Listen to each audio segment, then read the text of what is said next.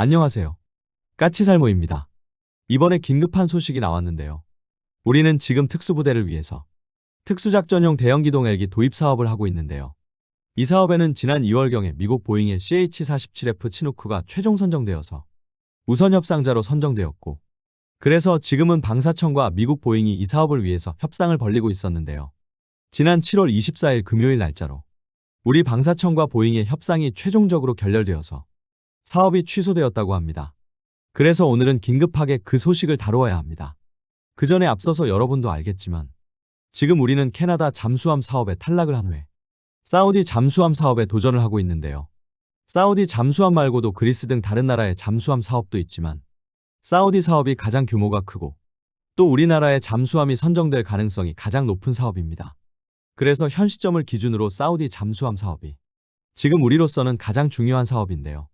그런데 문제는 여러분도 알겠지만 사우디는 잠수함 도입 사업만 하고 있는 게 아니라 호위함 도입 사업도 같이 하고 있고, 그래서 이 두 사업을 합치면 무려 8조 원에 달하는 대형 사업인데요. 그런데 이번에 한화와 현대가 이 사업을 위해서 사우디에서 경쟁을 하지 않고 수상함은 현대가, 그리고 잠수함은 한화가 하기로 합의를 했다고 합니다. 이번 사업은 6,000톤급 호위함 5척 도입에 총 3조 원의 사업비를, 그리고 3,000톤급 잠수함 5척을 도입하는데 총 5조 원의 사업비를 책정하고 있고, 당연하지만 이 사업에는 우리나라만 참여하고 있는 건 아니고 독일 티센크르프 마린 시스템, 그리고 프랑스의 나발그룹, 그리고 스페인의 나반티아, 이탈리아의 핀칸티에리 등 유럽의 최고의 조선업체들이 참여를 하고 있는데요. 잠수함 사업도 거의 똑같은 회사들이 참여를 하고 있습니다. 문제는 지금까지는 실적상으로는 TKEMS가 가장 실적이 좋기 때문에 TKEMS가 가장 유력할 거라고 예상되어지지만요. 그런데 여러분도 아시겠지만 솔직히 사우디도 상당히 변수가 많은 나라이고, 그래서 사실상 지금 시점을 기준으로는 TKEMS를 포함해서 어느 나라가 가장 앞서간다고 이야기를 하지는 못합니다. 그래서 사실상 아직까지는 이 사업에서 누가 앞서가는지 알 수 없고요. 당연하지만 지금 사우디는 이 사업에서도 비전 2030을 요구하고 있고, 비전 2030은 2030년까지 사우디군의 무기 50%를 사우디 현지에서 생산한다는 건데요. 그래서 사우디는 당연히 이 사업들에서도 높은 현지화 비율을 요구하고 있고, 각각의 회사들은 이런 사우디의 요구를 수용하기 위해서 움직이고 있는데요. 그래도 그나마 다행인 건 최소한 사우디 사업에서 우리나라 기업끼리 경쟁을 할 일은 없어졌기 때문에 그나마 다행이지 않나 합니다. 아무튼 그래서 그나마 사우디 사업에서는 최소한 시작은 좋은 것 같고, 그래서 결과도 좋게 나오기를 기대를 해봅니다. 그리고 이번에 또 인도네시아에서 정말 기가 막힌 소식이 나왔는데요. 인도네시아는 여러분도 잘 아시겠지만 우리나라의 FA-50을 도입해서 훈련기로 운용을 하고 있는데요. 그런데 이번에 인도네시아에서 어이없게도 이탈리아의 M346을 도입한다고 합니다. 더 웃기는 건 무엇이냐면 이번에 인도네시아가 도입하는 M346은 M346F 블록 20 모델로 경공격기 모델이라고 하는데요. 현재 인도네시아는 우리로부터 도입한 FA-50은 초기에 도입한 모델은 무장 능력이 없는 말 그대로 순수한 고등훈련기 모델이고, 나중에 도입한 모델은 무장 능력이 있는 경공격기 겸 훈련기 모델인데요. 그래서 제가 알기로는 인도네시아는 우리로부터 도입한 FA-50으로 초기 모델은 고등훈련기로, 후기 도입 모델은 전술임 무기로 사용하고 있는 것으로 알고 있습니다. 그런데 이번에 인도네시아는 이탈리아로부터 12대 M346F 블록 20, 그러니까 경공격기 모델을 도입한다고 하는데요. 이게 완전히 코미디 같은 게, 지금 전 세계에서 우리 FA-50과 M346을 동시에 도입한 나라는 거의 폴란드뿐입니다. 폴란드는 훈련기로 M346을 도입했다가 나중에 전투기가 긴급하게 필요해서 우리 FA-50을 도입한 경우라 이 두 모델을 동시에 도입한 유일한 국가인데요. 이런 특이한 케이스인 폴란드 말고는 두 기체를 동시에 도입한 나라는 없습니다. 아시겠지만 우리 FA-50과 M346은 둘 다 훈련기이거나 훈련기 기반 경전투기이기 때문입니다. 이게 더 코미디 같은 게, 결론은 기체의 성능 면에서는 우리 FA-50이 M346보다 더 뛰어나고 그래서 가격도 더 비싼 기체인데요.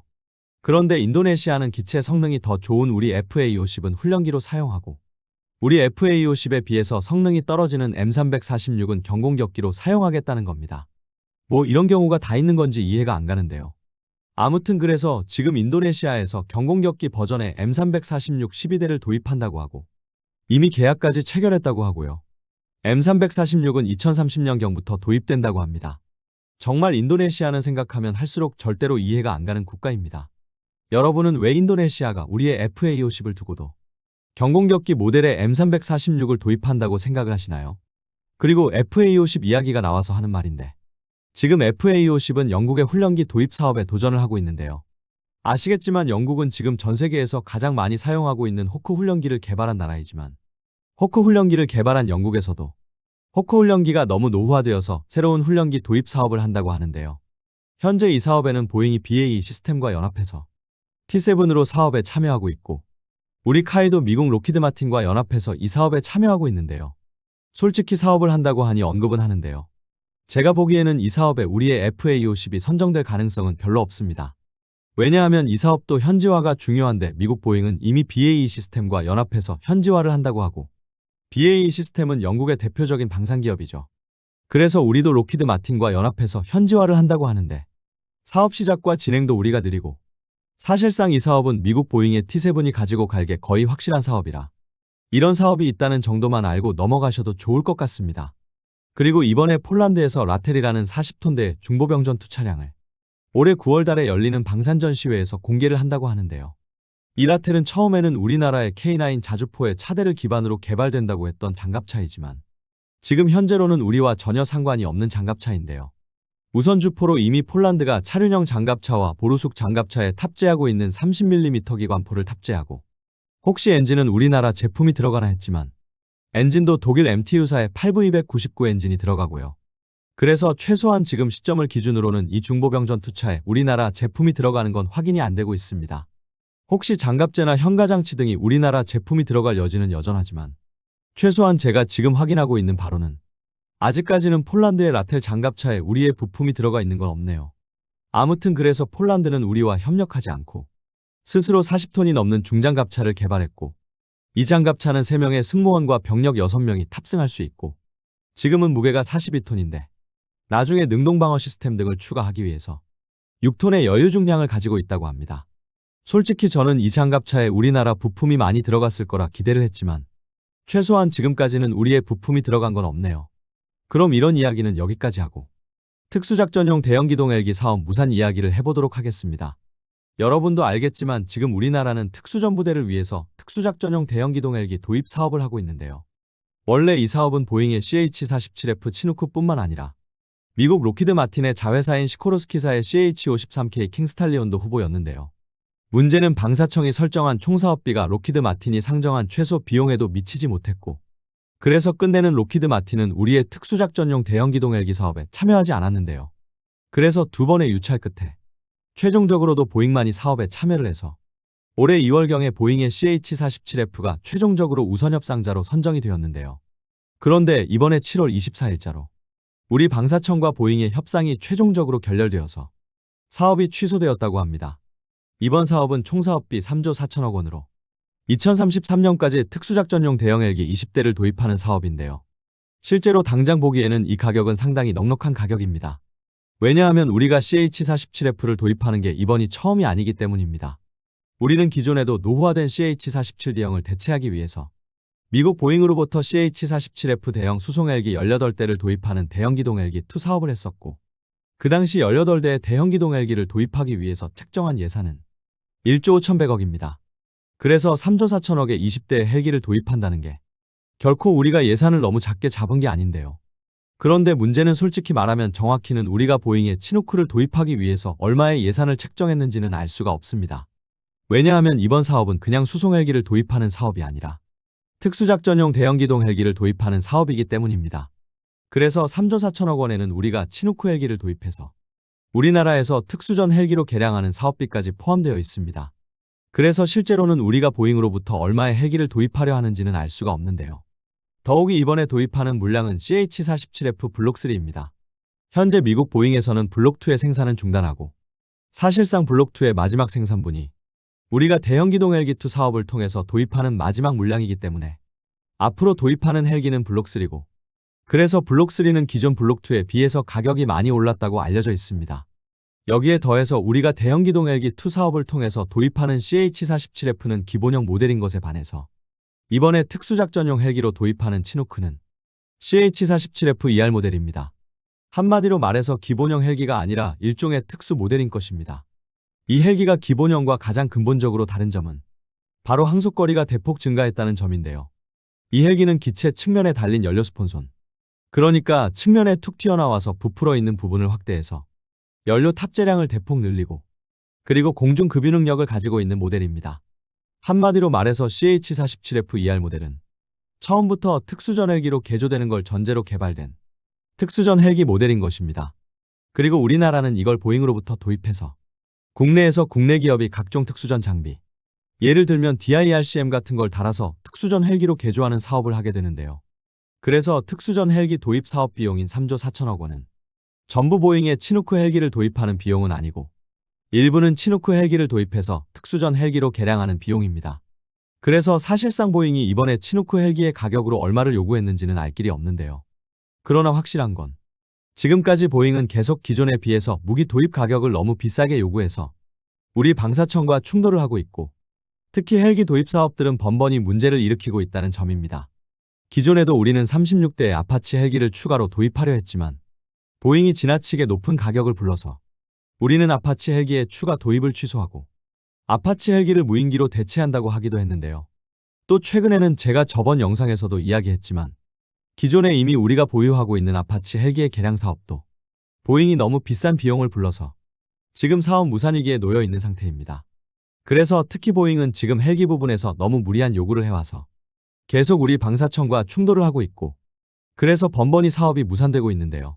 아무튼 그래서 이번 사업도 우리 방사청은 보잉과 가격 협상에서 접점을 찾지 못해서 사업이 무산되었고 그래서 다시 사업을 하기 위해서 재입찰을 한다고 하는데요. 그런데 문제는 지금 우리가 치누크 말고 도입할 수 있는 대형 헬기가 있냐는 것입니다.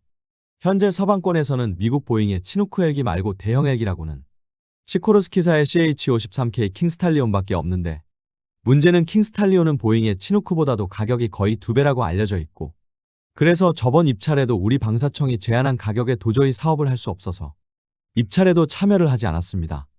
그래서 지금 사실상 치누크 말고는 우리가 도입할 수 있는 대형 헬기가 없습니다. 그렇다고 특수작전용 대형 헬기를 도입하지 않을 수도 없고요. 특수작전용 대형 헬기는 우리나라의 참수작전의 핵심 요소입니다. 여러분도 알겠지만 우리나라는 지금 북한 김정은을 제거하기 위해서 제13특위 몇 안을 중심으로 참수부대를 창설했고 이 참수부대를 북한에 침투시켜서 김정은을 제거한다고 하는데요. 문제는 김정은의 지하벙커가 평양 이북에 있어서 헬기로는 침투할 수가 없고 그래서 우선은 침투 자체는 특수작전용 수송기를 이용해서 침투를 한다고 하는데요. 문제는 우리 참수부대가 김정은을 제거하고 임무를 끝내고 나면 퇴출할 방법이 지금으로서는 없습니다. 보통 특수부대가 적지에서 퇴출하는 방법은 역시 헬기를 사용해서 퇴출하게 되는데요. 문제는 제가 앞에서도 헬기가 김정은의 벙커까지 갈 수 없어서 수송기로 침투한다고 했기 때문에 우선 헬기로 특수전 요원들이 퇴출을 할 수가 없습니다. 그래서 유일한 방법은 우리 특수전 요원들이 김정은을 제거하고서 남쪽으로 내려오던가 아니면 바닷가로 이동을 해서 특수전 헬기가 도달 가능한 곳까지 도달을 하고 그곳에서 특수전 헬기를 탑승하고 탈출을 해야 합니다. 그래서 어느 정도는 적지역을 강행 돌파를 해야 하고 그나마 우리 특수전 요원들을 조금이라도 안전하게 퇴출시킬 수 있는 방법은 최대한 항속거리가 긴 특수전 헬기를 도입하는 방법뿐입니다. 그래서 우리는 특수작전용 대형 기동 헬기는 기본형 치누크가 아니라 항속거리가 증가하고 심지어는 공중 급유 장치까지 탑재한 치누크 모델을 도입한다고 하는 건데요. 그런데 만일 이걸 도입하지 못하면 김정은을 죽이기 위해서 침투한 우리 참수부대는 정말 말 그대로 죽은 목숨입니다. 이 헬기를 도입하지 못하면 우리 참수부대가 적지역에서 퇴출할 방법이 없기 때문에 정말 우리 특수전 부대는 이 헬기가 없으면 죽은 목숨입니다.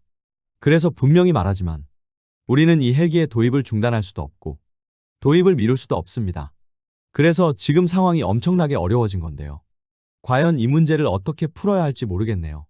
보잉의 말도 안 되는 가격 요구로 인해서 번번이 보잉과의 사업이 취소되더니 이 사업마저 깨질 줄은 정말 몰랐습니다.